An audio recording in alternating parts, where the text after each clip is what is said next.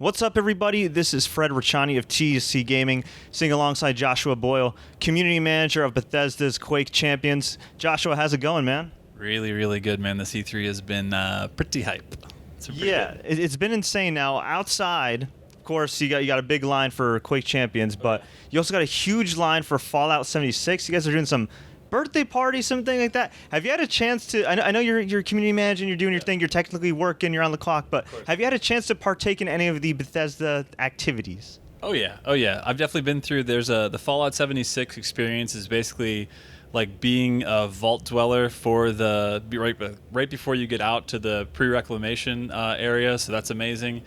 For Blades, which is the new Elder Scrolls mobile game, they've actually got playable versions of that on a bunch of iPhone X's, and that's been really rad. Like, you can play, and I don't know if you saw the thing, but portrait mode, or you can actually turn it and play like full analog. And honestly, I was playing with that, I actually had, like, somebody had to come tap me because I was just doing it. I was like, I forgot what I was even doing. It didn't even feel like I was like on a mobile game. It felt like a legit Elder Scrolls, which was really cool. God, and the Rage 2 thing, I don't know if you've been through that, but that's pretty insane. Like, the game's amazing, and then you've got like the ice cream in the hole. I don't even know what the hell that thing's called, where you like hammer down and you get the rating, and then you've got like the guys in character as like lunatics from the Rage universe, the new Rage 2 universe.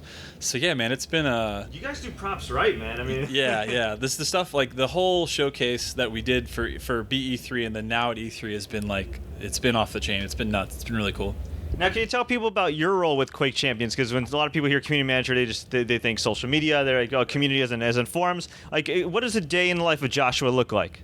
Oh man, I mean, there's a lot of meetings. There's a ton of meetings, but yeah, it's basically so we do social media for all the Quake channels, but we also basically are always in meetings with both marketing, a little bit of sales, and very heavily on the dev side. So our coworkers at id Software, all of the awesome Quake Champions team, we're always talking about the things that we're working on, what we're doing next, and always, you know, the biggest thing that we're doing as community managers, Mortal Emperor and myself, for Quake Champions are basically talking to the players, getting all the feedback, whether it's balance changes, whether it's new features they want to add, whether it's stuff they've had in previous games of Quake or even other games in general, and always trying to make sure that everybody's on the same page and we're all working on basically everything to get people into Quake and get them acclimated and, you know, get them addicted, which is like usually like 4 or 5 games. Yeah. now Quake is a legendary name. I mean, a legendary franchise in gaming and everything. And a lot of people maybe have heard the name, maybe they haven't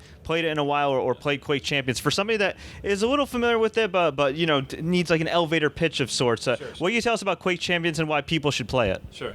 Quake Champions is basically the fastest, highest skill FPS ever that is actually, it's so much fun. It's funny because it sounds like, you know, maybe it could be daunting to hear that at first, like, oh, it's the fastest, hardest game to play in theory, but really it's not. It's just because, you know, I think a lot of us growing up got used to dying in games, and then I think a lot of games as they've evolved kind of took some of that out. So it's like the whole fad with Battle Royale right now about how it's like, oh, you only die once so you don't feel that bad, but it's like, what did you actually accomplish in that? And like, what did you learn in the map, and how did you like acclimate to it so that the next time you play it, you're better at it? And I think every death in Quake Champions is basically like a lesson of the things that you could have done better and maybe situations that you could have handled differently. But it's the best weapons with the most variety. It's the fastest. It's the most fun multiplayer game on the market, period. I mean, I've always grown up with Quakes, and then when they announced what this Quake was going to be and the addition of champions and abilities, the amount of, and also there's different stacks from where you start from a balance. So it's just, honestly, like movement, everything, it's changed the game and it's changed the depth of Quake so much that this is like by far the best one to get in because it's a celebration of all the Quakes. Listen, it's just the two of us here. There's nobody watching at home. Sure. Can you give us any info on a potential release, or you know, we've heard rumors about maybe, you know, Quake Champions being on console, which would be pretty cool considering, you know, Bethesda's had a lot of games go to Switch and, you know, Xbox and all that jazz. Yeah. Any info you can give us? Any hints? I mean, I'll say this. You know, as a company, we're always looking to get our games on as many platforms as possible because that's the Bethesda way. It's like we want everybody to enjoy our games the way they want, when they want. There's no definite release on anything yet, but, you know, nothing's basically out of the consideration. And as far as when free-to-play will be open, or when, like, fully, or when, you know, basically when the like when we'll be out of early access. I mean, as ever, it's done what it's done. And honestly, what's so important about this week is all the feedback that we're gaining now from brand new players that are just experiencing what it's like to get in and see how the onboarding is for them in particular. Like, their experiences are going to help shape the rest of the like new free-to-play players coming in. So, yeah, it'll be ready when it's ready. And we're so happy to have everybody in. It's been really, really cool. Like, the community has been, we have like the best welcoming community. I don't know if you're like that familiar with the Quake Champions community, but they've been super, super awesome as far as just like being really welcoming and showing people the ropes really quickly. Yeah. That's good to know. So before I let you go, what's the best piece of advice you could give anybody that wants to play Quake Champions?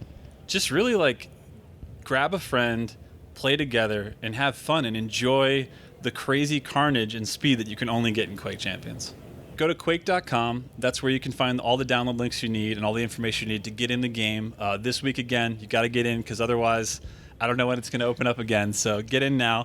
To find me and the game online, twitter.com/Quake, discord.gg/Quake are the two fastest ways. And you can always hit me up, Tokyo Punch-Out, all one word, lowercase, on Discord, on Twitter, on anywhere. Hit me up. Let me know how you're liking it. Let's play some.